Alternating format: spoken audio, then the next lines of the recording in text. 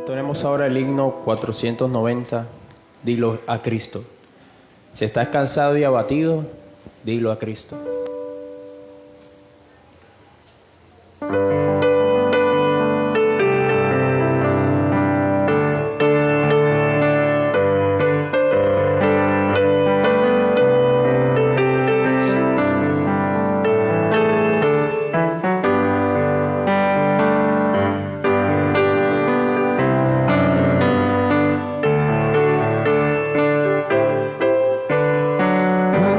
Estés cansado y abatido, dile a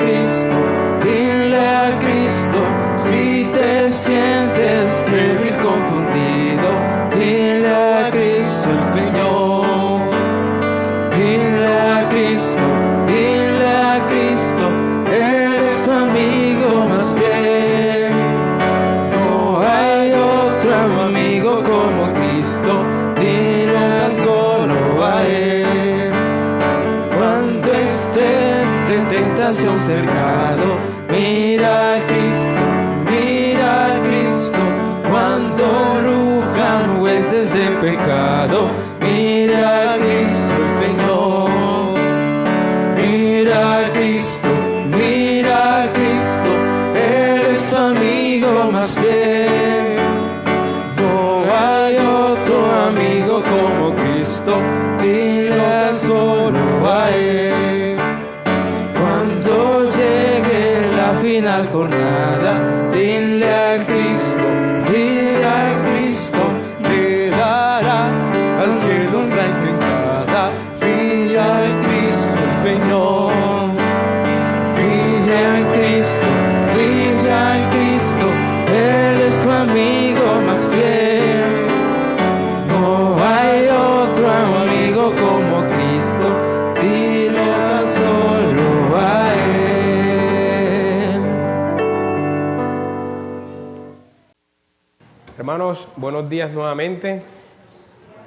Bueno, se supone que este domingo tenía que estar predicando el profesor que va a venir para el seminario esta semana, ¿no? Pero ayer, en horas de la tarde, nos escribió que tuvo un inconveniente con su vuelo y su vuelo fue aplazado para el día de hoy en la tarde. Así que por eso no está con nosotros en esta mañana, así que tendrán que aguantarme a mí en esta mañana, ¿ya? Vamos a abrir nuestras Biblias, mis hermanos. No vamos a seguir con la serie de Hebreo en el día de hoy, vamos a hacer una pausa, vamos a predicar un texto libre.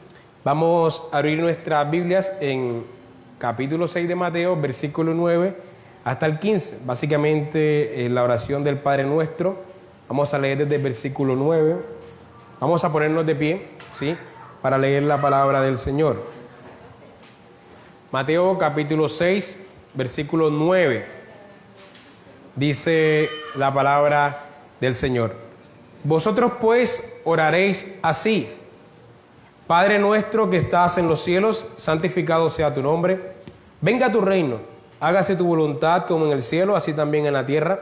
El pan nuestro de cada día, dánoslo hoy, y perdónanos, y aquí es donde vamos a estar meditando en esta mañana, y perdónanos nuestras deudas, como también nosotros perdonamos a nuestros deudores. Y no nos metas en tentación, mas líbranos del mal, porque tuyo es el reino y el poder y la gloria por los siglos de los siglos. Amén. Porque si perdonáis a los hombres sus ofensas, os perdonará también a vosotros vuestro Padre Celestial. Mas si no perdonáis a los hombres sus ofensas, tampoco vuestro Padre os perdonará vuestras ofensas. Amén. Señor, te damos gracias por esta palabra, Señor, por esta lectura que hicimos en tus Escrituras. Gracias por preservar esta porción de las Escrituras hasta nuestros días. Y te pedimos que nos hables a través de ella en esta mañana. En el nombre de Jesús. Amén. Bueno, mis hermanos, como hemos enseñado en otras ocasiones aquí en el Sermón del Monte, el pasaje se encuentra en ese Sermón del Monte, que de acuerdo al Evangelio de Mateo es el primer gran sermón de nuestro Señor a una audiencia extensa, ¿no? A una audiencia grande, a una multitud. El Señor Jesús ha hablado aquí en este Sermón del Monte, que va desde el capítulo 5 de Mateo hasta el capítulo 7, el Señor ha hablado del carácter de los ciudadanos del reino de los cielos, y esas son las bienaventuranzas: bienaventurados los pacificadores, bienaventurados los pobres en espíritu, etc. Ese es el carácter de los ciudadanos del reino de los cielos. Luego pasa a hablarnos de la influencia de los hijos de Dios en el mundo. Ellos son luz del mundo, ellos son sal del mundo, ¿sí? Y después pasa a explicarnos un poco la ley. Nos muestra el contenido de la ley y lo lleva al corazón, ¿sí? No se queda solamente en lo externo de la ley, sino que lo conduce al corazón. Matar no solamente el acto físico, sino también odiar a tu hermano. Y adulterar no solamente es el acto físico, sino también el mal pensamiento. Cuando lo hiciste también en tu corazón, ¿no? El Señor Jesucristo nos explica la ley de Moisés y la lleva al corazón. Y en un contexto un poco más cercano del Sermón del Monte, podemos ver las responsabilidades de los hijos de Dios con el mundo. Y básicamente el Señor va a mostrar 3 responsabilidades. El primero va a hablar de las obras de misericordia, o específicamente habla de las limosnas, luego habla de la oración y por último va a hablar del ayuno, que son obras, las responsabilidades del cristiano en el mundo, ¿sí? Ayunar, orar y hacer obras de misericordia. Y nos vamos a enfocar en este segundo punto, que es la oración, y dentro de la oración nos vamos a enfocar en una de las peticiones como tal. Pero en este segundo punto de cómo orar, que es la responsabilidad del creyente con el mundo también, el Señor primero nos enseña cómo no orar. Nos dice, no oren para ser vistos por los demás, en primer lugar, ni tampoco oren con vanas repeticiones, como hacen los paganos que creen que por repetir mucho una misma oración entonces se cumplirá, ¿no? Como algo que podríamos tener similar es estas cuestiones de, ¿cómo que se llaman? Los rosarios, exactamente, que se repite lo mismo. Esas son vanas repeticiones. Pero entonces nos dice cómo sí orar. Sí, si no oramos usando vanas repeticiones ni para ser vistos por los demás, ¿cómo debemos orar? Pero algo bien importante aquí de entender es que el Señor Jesucristo no nos está ordenando orar. No nos dice, oren, un mandato, no.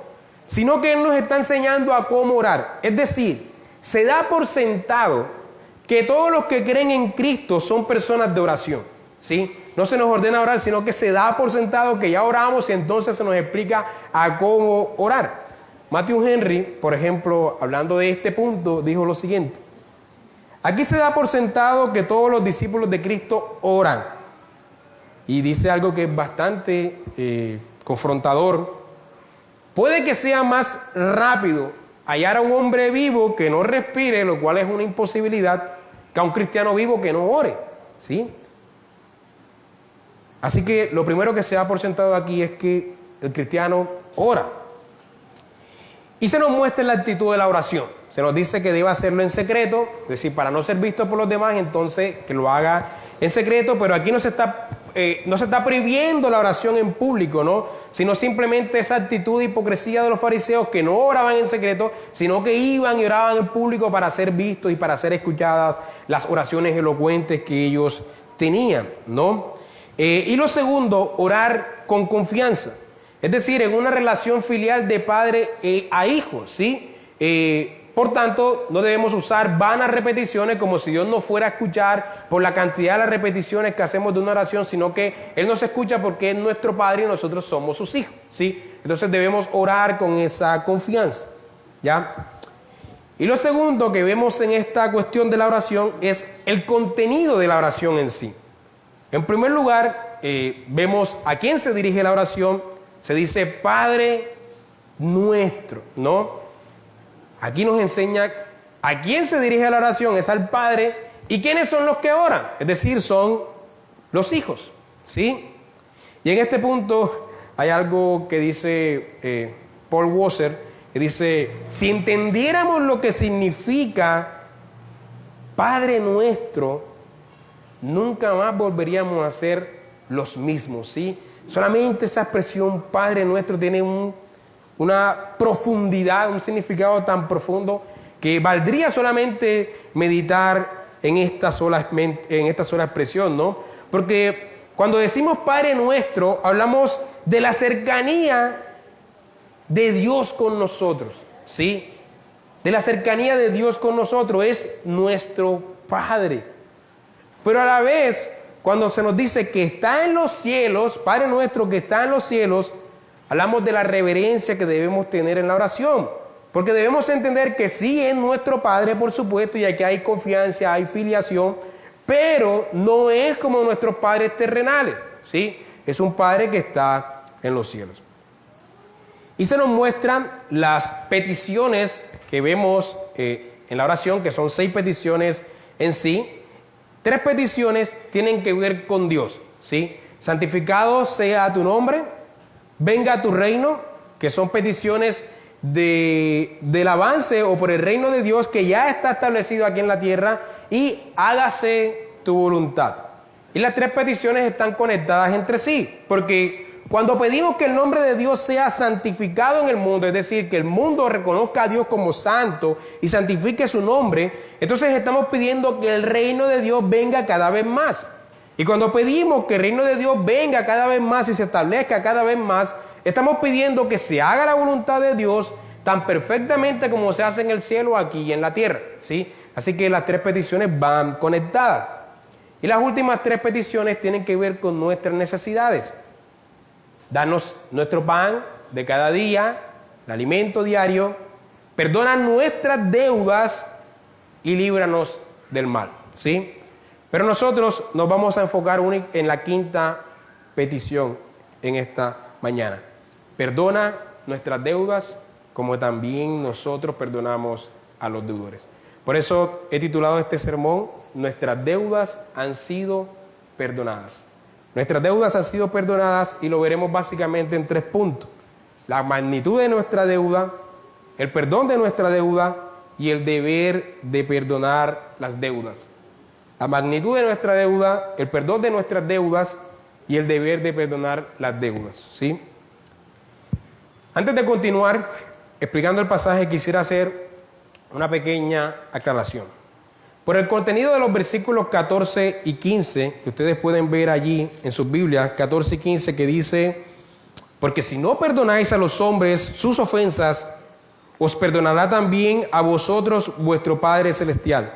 Porque si perdonáis, a los hombres sus ofensas, os perdonará también a vosotros vuestro Padre Celestial. Mas si no perdonáis a los hombres sus ofensas, tampoco vuestro Padre os perdonará vuestras ofensas. Y es bien interesante que una vez termina el Padre Nuestro, se amplía el contenido de esta 5ª petición, ¿no? La 5ª petición que vamos a enseñar hoy.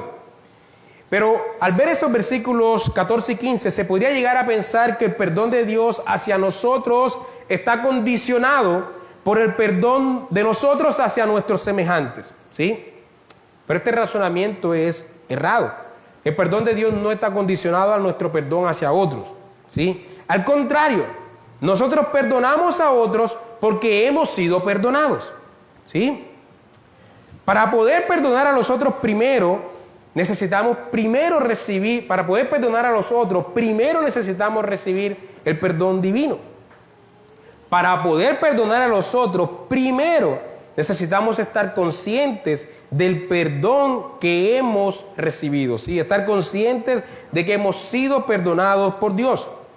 Lo que el pasaje sí nos muestra es que aquellos que no perdonan a otros es porque posiblemente no han sido perdonados o porque no son conscientes del perdón que han recibido. De hecho, mis hermanos, si prestamos atención a esta 5ª petición, se da por sentado que aquel que está orando ya ha perdonado a los demás, ¿sí? Ya ha perdonado a aquellos que le han hecho mal, porque dice: perdona mis deudas porque yo he perdonado a los demás, ¿sí? Jesús entonces nos enseña a pedir perdón a Dios porque ya hemos perdonado a los otros. Así que los versículos 14 y 15 lo que hacen es mostrarnos la inconsistencia de pedir perdón a Dios por nuestros pecados sin haber perdonado a nuestro prójimo, ¿sí? Y por eso vamos a ver este primer punto, que es la magnitud de nuestra deuda. La magnitud de nuestra deuda. Para poder perdonar a otros, debemos estar conscientes del perdón que hemos recibido de parte de Dios. Ahora bien, para poder estar conscientes del perdón que hemos recibido de parte de Dios, debemos entender primero la magnitud de nuestra deuda, ¿sí? El pasaje nos enseña cómo Dios mira el pecado. La palabra comúnmente que se utiliza para los pecados es la palabra griega que es amartias, ¿sí? Amartia, de ahí viene la palabra pecado, amartías. Pero aquí no se está usando esa palabra. Noten que Jesucristo no dice, perdona nuestros pecados como nosotros también perdonamos a los otros. Dice, perdona nuestras deudas, ¿sí? Él está usando una palabra griega que es opileima, y esta palabra tiene un sentido de deudas legales, ¿sí? Imagine que usted tiene una deuda con un banco, o con el Estado, o con el ICETEX, y esa deuda está plasmada en un documento que afirma que usted está en mora legalmente hablando, ¿sí? Ahora bien, el Señor Jesucristo está diciendo, está comparando dichas deudas legales con la deuda que los hombres tienen con Dios a causa de su pecado, ¿sí? Un documento que dice, eres un moroso. Un documento que dice, estás en deuda con Dios, ¿sí? Pero permítanme explicar esta deuda, el tamaño de esta deuda de la cual el Señor está hablando aquí. Quiero ilustrar este punto con una ilustración que uso frecuentemente, que he usado anteriormente en esta iglesia.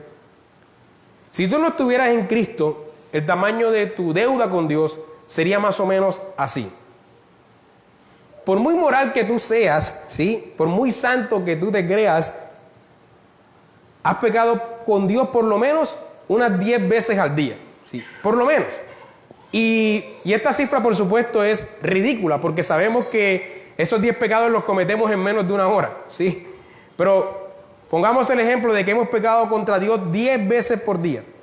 Eso quiere decir que la semana hemos pecado contra Dios, ¿cuántas veces? Por lo menos unas 70 veces. 10 por 7, 70, ¿no?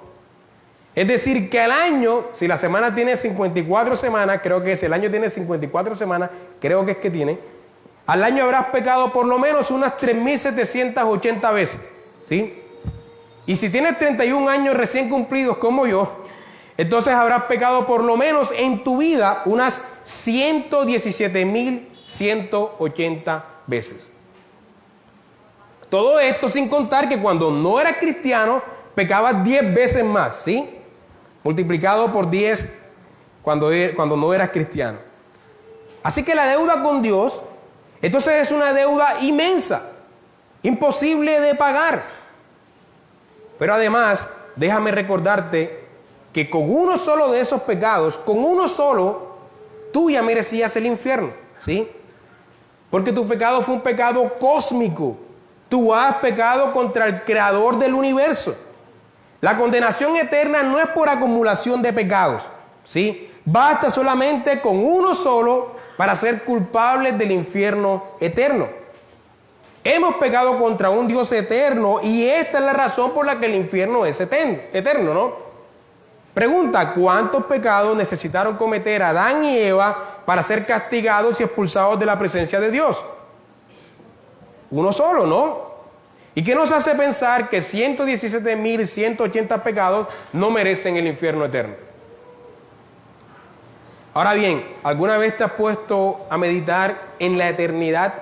Yo conozco algunas personas con las que he hablado y me dicen que al tratar de meditar en la eternidad se llenan de pánico y se llenan de ansiedad, ¿no? Y lo creo porque también me pasó hace varios años. Tratar de entender esa idea me daba ansiedad, me daba pánico. Es algo que no podemos comprender ni asimilar totalmente, porque es un concepto que es muy grande, no cabe en estas cabezas finitas y pequeñitas que nosotros tenemos. Entonces, si te pudieras imaginar eso y pudieras meditar en aquello, ¿te imaginas cómo debe ser la condenación eterna? Eternamente condenado y sufriendo por los siglos de los siglos, que digo siglos de los siglos, por los milenios de los milenios, sin ningún final, sin nunca acabar. El aniquilanismo, que es la doctrina que las almas son destruidas, ¿sí? y no que sufren eternamente, sino que son destruidas. El aniquilanismo de las almas sería un final mucho más feliz para el pecador que una condenación eterna en la que el pecador está todo el tiempo consciente de su sufrimiento eternamente por los siglos de los siglos, milenios de los milenios, sin nunca acabar, ¿no? Charles Spurgeon, brillante predicador y muy elocuente para decir muchas cosas, él describe esta cuestión, el infierno o la condenación eterna, de una manera impactante, ¿sí? De una manera que a mí me ha impactado. Voy a leerlo para ustedes. Él dice: oh, quisiera tener las palabras apropiadas para poder describirle lo que es la muerte eterna. El alma se ha presentado ante su hacedor, el libro ha sido abierto, la sentencia ha sido pronunciada: apartaos de mí, malditos. Ha sacudido el universo y ha oscurecido los astros con el enojo del Creador. El alma ha sido arrojada a las profundidades, donde permanecerá con otros en muerte eterna. ¡Oh, cuán horrible es su condenación ahora! Su cama es una cama de fuego. Los espectáculos que contempla son de tal naturaleza que aterran a su espíritu. Los sonidos que escucha son gritos sobrecogedores, y quejidos, y gemidos, y lamentos. Y su cuerpo solo conoce un dolor miserable. Está sumido, en un dolor indecible, en una miseria que no conoce el descanso. El alma mira hacia arriba, la esperanza no existe, se ha ido. Mira hacia abajo, llena de terror y miedo. El remordimiento se ha adueñado de su alma. Mira hacia la derecha y las paredes impenetrables del destino la mantienen dentro de sus límites para torturarla. Mira hacia su izquierda, bueno, nunca miren a la izquierda, y ahí los muros de fuego ardiente descartan la menor posibilidad de colocar una escalera para poder escapar. Descartan la menor posibilidad de colocar una escalera para poder escapar. Busca en sí misma el consuelo, pero un gusano que muerde dolorosamente ha penetrado en su alma. Mira a su alrededor y no encuentra ningún amigo que le pueda ayudar, ni a ningún consolador, sino solo atormentadores en abundancia. No tiene a su disposición ninguna esperanza de liberación. Ha escuchado la llave eterna del destino girar en su terrible cerradura y ha visto que Dios toma la llave y la lanza al fondo del abismo de la eternidad, donde no podrá ser encontrada nunca. No tiene esperanza, no tiene escape, no hay posibilidad de liberación.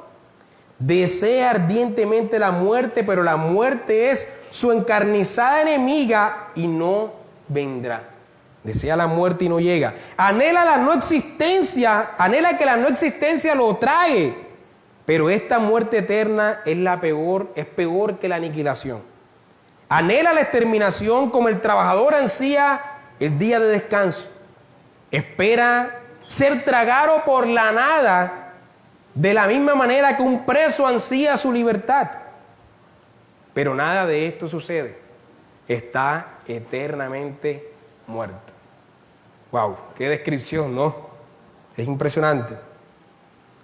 Leer eso, mis hermanos, sin duda debe llevarnos a tomarnos muy en serio el pecado, ¿no? Debe llevarnos a entender la gravedad de nuestra deuda y el castigo que merecíamos por esas deudas, ¿sí? Y esa es la magnitud de nuestra deuda, ¿sí? Pero glorias sean dadas a Dios por este segundo punto, el perdón de nuestra deuda. Después de leer todo lo anterior, es necesario que entendamos que hemos sido perdonados y salvados de tan grande castigo, ¿sí? Hemos visto el tamaño de nuestra deuda y hemos visto el castigo justo y eterno que merecíamos. Sin embargo, mis hermanos, Dios proveyó un cordero, ¿no? Y ha perdonado nuestras deudas. Cristo pagó en la cruz por los pecados que cometió su pueblo, por todos los pecados que cometió su pueblo, ¿sí? Pagó por los pecados de cada uno de los individuos de su pueblo, de cada uno de ustedes estaba en la mente de Cristo y Cristo estaba muriendo por cada uno de ustedes como individuos, no solamente como pueblo. Así que no solamente Él estaba pagando por los pecados pasados, sino también por los pecados futuros que nosotros cometemos y cometeríamos. Porque cuando Cristo murió por nuestros pecados, todos esos pecados se iban a cometer en futuro, ¿no? Y Cristo estaba pagando por todos ellos, los que ya cometiste y los que seguirás cometiendo. Ahora bien, imaginemos ese hecho, ¿no? Los millones de pecados, de los millones de escogidos, de toda la historia de la humanidad, todos concentrados en un mismo lugar, en un punto en particular, en la cruz, ¿no? La ira de Dios que debía caer sobre cada uno de ustedes, sobre cada uno de nosotros, fue derramada sobre el Hijo de Dios, sobre el Cordero que Dios proveyó para limpiarnos de todo pecado. Así que nuestras deudas fueron pagadas en Él. Así que hay algo más grande que eso, mis hermanos. Hay algo más grande que nuestro Dios, por medio de nuestro Señor Jesucristo, haya perdonado las deudas tan grandes que nosotros teníamos para con Él y habernos librado de ese justo castigo que merecíamos, justo castigo eterno que merecíamos. No importa si los pecados son 117.802 o son 10.000 millones por individuos. Cristo pagó con su sacrificio por toda esa infinitud de pecados para que cada uno de los suyos en toda la historia de la humanidad, pasada, presente y futura, todavía los que faltan por vivir, pagó por los pecados que ellos cometieron y cometerán, ¿no? Así que nuestros pecados, mis hermanos, merecían un castigo terrible, como lo hemos ya narrado. Por el carácter de Dios, Él no podía dejar pasar por alto esos pecados. Su santidad no podía pasar por alto la iniquidad. Su justicia no podía pasar por alto la injusticia. Nosotros, mis hermanos, merecíamos ese castigo que describió Spurgeon, ¿no? Pero, mis hermanos, y dichoso pero, Dios mismo se encarnó y Él, siendo el ofendido, pagó por las deudas que cometieron los ofensores contra Él. Increíble, ¿no? Valioso, relevante, importante. Y aún hay más todavía. Charles Leiter, en su libro Justificación y Regeneración, él dice que la justicia de Cristo no es más alta que la mía, porque es mi justicia. Es decir, hermanos, a pesar de que constantemente en nuestras mentes afirmamos de que Cristo, Pablo y los apóstoles son más justos que nosotros, teológicamente hablando, esto no es posible. Porque nuestra justicia es la misma de Cristo, ¿sí? Nuestra justicia es la misma que Pablo recibió. Cuando Dios nos mira a nosotros, no ve nuestras obras, sino que mira la justicia de Cristo en nosotros. Por tanto, Cristo no puede ser más justo que nosotros porque su justicia es la nuestra, ¿sí? Exactamente la misma. Bueno, y eso, por supuesto, nos lleva al tercer punto, que es la exhortación que tenemos en esta mañana. Una vez que hemos visto esta magnitud de estas deudas y la magnitud de nuestro castigo, y una vez que somos conscientes del perdón que hemos recibido, entonces estamos preparados para escuchar la exhortación que hay en esta petición para nosotros hoy. El pasaje dice, y perdona nuestras deudas, como también nosotros perdonamos a nuestros deudores. En esa petición vemos la importancia de entender que nosotros mismos debemos perdonar. Nosotros debemos entender que hemos sido perdonados para poder perdonar a los demás. No nos puede ocurrir como el hombre de la parábola malvado, y vamos a verlo. Todos abran sus Biblias en Mateo capítulo 18. Mateo capítulo 18. Primero vamos a leer desde el contexto de la parábola.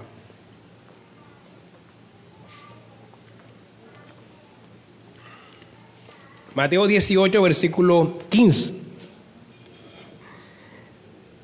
Vamos a leer desde el versículo 15. Dice, por tanto, si tu hermano pega contra ti, ve y repréndele, estando tú y él solos. Primer paso cuando alguien peca contra ti. Si te oyere, has ganado a tu hermano. Mas si no te oyere, toma aún contigo uno o dos, para que en boca de dos o tres testigos conste toda palabra. Si no lo oyeres a ellos, entonces dilo a la iglesia. Y si no oyere a la iglesia, tenle por gentil y publicano. Es decir, hermanos, alguien que no perdona a su hermano, de acuerdo al pasaje, es alguien que debe ser tenido como ¿qué? Como gentil y publicano. Versículo 18, de cierto os digo que todo lo que atéis en la tierra, hablando de la autoridad que tiene la iglesia, será atado en el cielo, y todo lo que desatéis en la tierra será desatado en el cielo. Y otra vez os digo que si dos de vosotros se pusieren de acuerdo en la tierra acerca de cualquier cosa que pidieren, les será hecho por mi Padre que está en los cielos. Porque donde están 2 o 3 congregados en mi nombre, allí estoy yo en medio de ellos. Entonces se le acercó Pedro y les dijo, después de escuchar esto, Pedro le dijo, Señor, ¿cuántas veces perdonaré a mi hermano que peque contra mí? Y esa es una pregunta que todos nosotros hacemos, ¿no? Cuando alguien peca contra nosotros y le perdonamos, y después peca contra nosotros y decimos, no, ya no le perdono más. Pero ¿cuántas veces perdonarás a tu hermano que peque contra ti? ¿Y qué dice Pedro? Pedro pregunta, ¿hasta 7? Y el Señor, es como si Pedro dijera, ¿hay algún límite en el cual puedo perdonar a mi hermano? Y el Señor le dice, no te digo que hasta 7, Pedro, sino hasta 70 veces 7. Esto no significa ahora que debes perdonar a tu hermano hasta 490 veces, ¿no? Y que ya en las 491 veces ya si peca contra ti ya no debes perdonarlo, no. Esto es solo un número que el Señor está usando para decirnos que debemos perdonar siempre, ¿sí? Es una hipérbole. Y entonces inmediatamente, hermanos, en el versículo siguiente, el Señor pasa a ilustrarle esto a Pedro con una parábola. Y le dice lo siguiente, versículo 23. Por lo cual, Pedro, el reino de los cielos es semejante a un rey que quiso hacer cuenta con sus siervos. Y comenzando a hacer cuenta, le fue presentado uno que le debía 10,000 talentos. Tomemos este número aquí y pongámoslo aparte, 10,000 talentos. A este, como no pudo pagar, ordenó su señor venderle, y a su mujer e hijos, y todo lo que tenía para que se le pagase la deuda. Entonces aquel siervo postrado le suplicaba diciendo, Señor, ten paciencia conmigo, yo te lo pagaré todo. Y el señor de aquel siervo, movido a misericordia, le soltó y le perdonó la deuda. No le dijo, te suelto y después me pagas, ¿sí? Sino que le perdonó la deuda inmediatamente. Pero saliendo aquel siervo, el mismo que había recibido el perdón de los 10,000 talentos, pero saliendo aquel siervo, halló a uno de sus consiervos que le debía 100 denarios, hermanos, 10,000 talentos y 100 denarios. Y haciendo de él, le ahogaba diciendo, págame lo que me debes.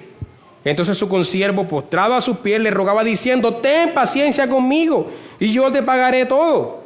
Mas él no quiso, sino fue y le echó en la cárcel hasta que le pagase toda la deuda. Increíble, ¿no? Había recibido un perdón de 10,000 talentos y no podía perdonar 100 denarios. Viendo sus consiervos lo que pasaba, se entristecieron mucho y fueron y refirieron a su señor todo lo que había pasado. Entonces, llamándole a su señor, les dijo, siervo malvado, toda aquella deuda inmensa te perdoné porque me rogaste. ¿No debías tú también tener misericordia de tu consiervo como yo tuve misericordia de ti? Entonces su señor, enojado, le entregó a los verdugos hasta que pagase todo lo que debía. Así también mi Padre Celestial, dice el Señor, hará con vosotros, si no perdonáis de todo corazón, noten lo que dice, de todo corazón, a cada uno de sus hermanos, sus ofensas, ¿no? Increíble. Esto es como, trayéndolo al contexto, es como si usted debiera 100 millones de pesos, ¿sí? Y le perdonaran la deuda y usted no pudiera perdonarle a un hermano 300,000 pesos. O sea, algo más o menos así.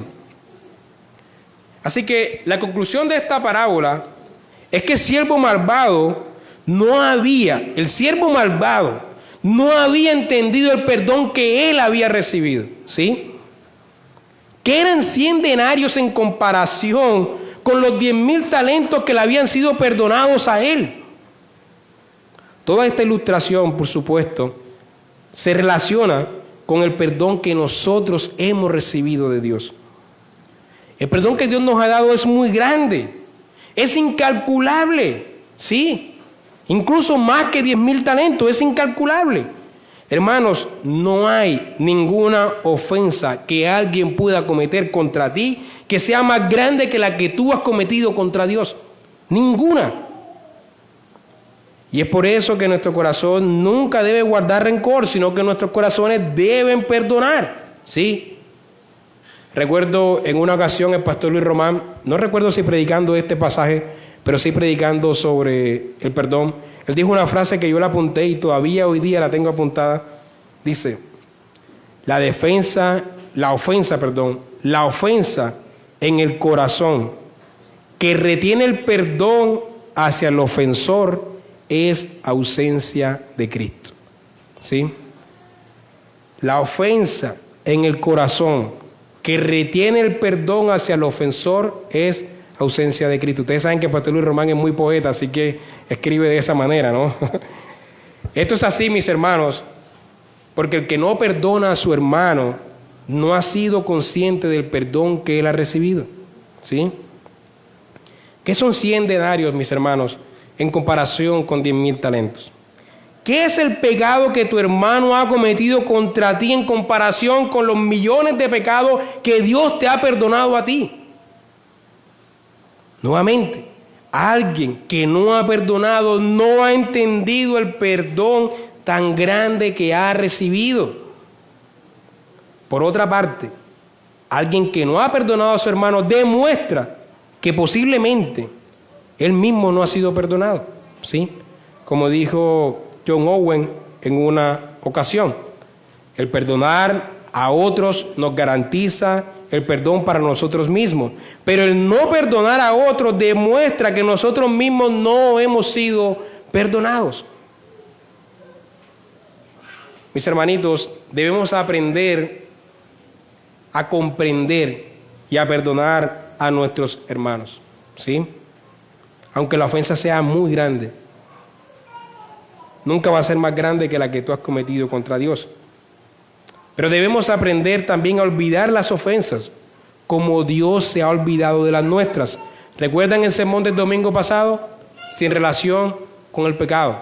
Dios se ha olvidado de los pecados, ¿sí? Ya no tiene más relación con el pecado. Y nos manda que le imitemos. No solamente es perdonar a nuestro hermano, sino que debemos olvidarnos de la ofensa como Dios se ha olvidado de nuestras ofensas. Y no nos las está recordando todo el tiempo, ¿no? Esto aplica, mis hermanos, para los matrimonios más que para ningún otro, ¿no? Los matrimonios, pero todas las relaciones. Debemos aprender a olvidar las ofensas como Dios se ha olvidado de las nuestras. Debemos aprender a amar a nuestros hermanos a pesar de los pecados que cometan contra nosotros. Así como Dios nos ama, a pesar de que los pecados que cometemos diariamente contra Él han sido perdonados y que seguimos pecando contra Él una y otra vez, ¿sí? Y aún así Dios nos sigue amando. Así que, mis hermanos, en resumen, debemos entender la magnitud de nuestro pecado. Debemos meditar en el perdón que hemos recibido para que entonces podamos perdonar a los demás, ya que el perdón que hemos recibido es mucho más grande que la ofensa que han cometido contra nosotros. Hermanito, si tú sientes hoy rencor contra alguien, yo hoy no quiero que tú te sientas como un no creyente. Más bien quiero que huyas a Dios en oración, confesando tus pecados, porque eso es un pecado, y pidiéndole a Él, al Señor, que te enseñe la magnitud de tu pecado, la magnitud del perdón que recibiste, para que así puedas perdonar a los demás. Pídele a Dios que te permita perdonar a tu hermano. ¿Sí? Es una gracia divina. Pídele a Dios que elimine el rencor de tu corazón. Y si tú sientes que no puedo perdonar porque ha sido muy grande el mal que he recibido, además de todo lo que ya he dicho, hay una frase de John Angel James que me llama mucho la atención. Dice: devolver mal por bien es actuar como un demonio, ¿sí? Si alguien te hace bien y tú le devuelves con mal, actúas como un demonio. Cuando devuelves mal por mal, actúas como una bestia, ¿sí? Cuando devuelves bien por bien, actúas como los hombres, ¿sí? ¿Qué sentido tiene hacerle bien al que me hace el bien? Pero devolver bien por mal, cuando he recibido mal a cambio, yo devuelvo bien, eso es actuar como Dios, ¿sí? Así que mi hermano, en esta mañana, recuerda eso. Ninguna ofensa que hayan cometido contra ti es más grande que la deuda que Dios te perdonó a ti, ¿sí? Y en la quinta petición, el Señor nos enseña a que siempre que oremos, primero hayamos perdonado a los demás para entonces poderle pedir perdón a Él.